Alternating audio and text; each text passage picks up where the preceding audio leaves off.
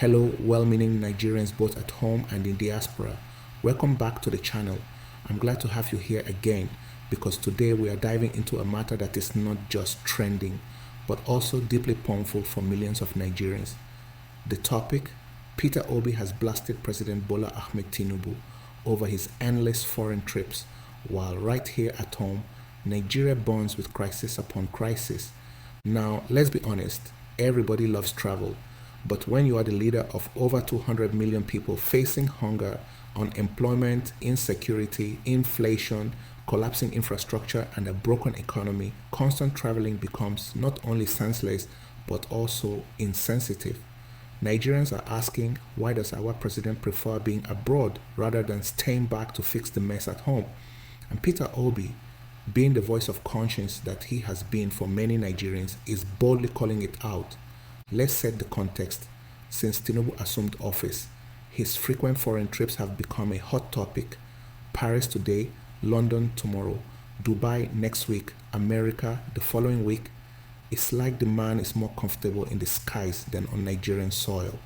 Meanwhile, Nigerians wake up every day to skyrocketing food prices, fuel scarcity, epileptic power supply, kidnappings, and joblessness. People are struggling to eat 1 square meal a day. Parents can't afford school fees. Hospitals are in shambles. And instead of focusing on addressing these challenges, the president seems to be more interested in photo ops abroad. Peter Obi is saying what so many Nigerians are already thinking. He is asking why leadership in Nigeria has turned into tourism. What exactly is the purpose of these endless trips? Are we seeing foreign investments rolling in? Are we seeing bilateral deals translating into jobs? Are we seeing dollars flowing into the economy? The answer is a resounding no. Instead, what we see is waste, millions of dollars spent on chartered flights, hotel bills, allowances for entourages, and other unnecessary expenses, all funded by taxpayers who are themselves drowning in poverty.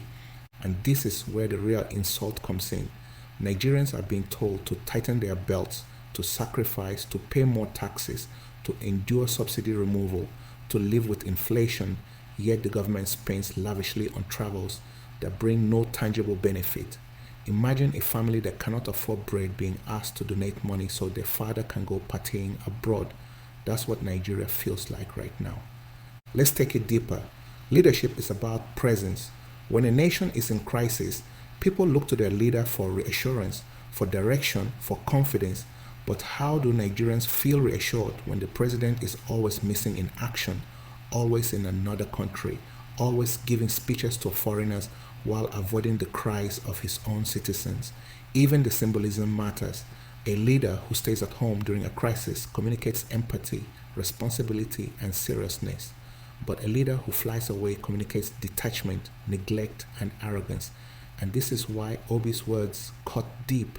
They reflect the frustration of the ordinary Nigerian who feels abandoned. Let's connect this to the bigger picture. Nigeria is at a crossroads. We are battling the worst economic crisis in decades. The naira is collapsing against the dollar. Inflation is wiping out savings. Youth unemployment is exploding. Security challenges are everywhere. Terrorism in the north, banditry in the middle belt, kidnappings in the south, unrest in the east. Businesses are closing down. Investors are pulling out. Doctors and skilled workers are leaving the country in droves. Yet, in the midst of all this, the president is globetrotting.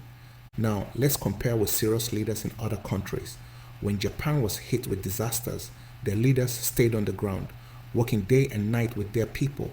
When the UK faced crisis, their prime ministers were always visible, holding press briefings, assuring citizens, and taking responsibility.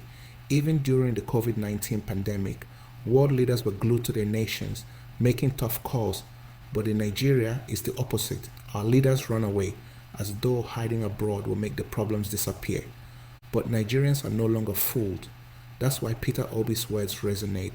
He's saying out loud what people whisper at home, that these endless foreign trips are senseless, insensitive, and unproductive.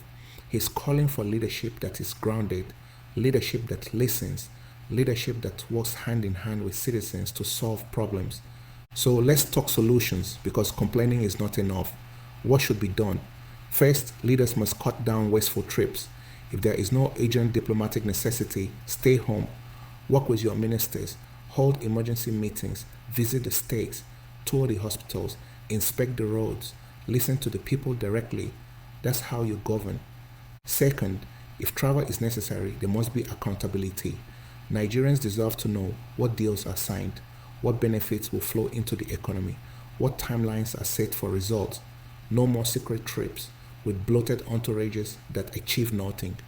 Third, we must invest in strengthening local capacity.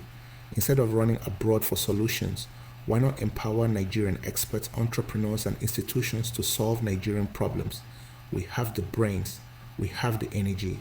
What we lack is visionary leadership. And finally, Nigerians themselves must rise.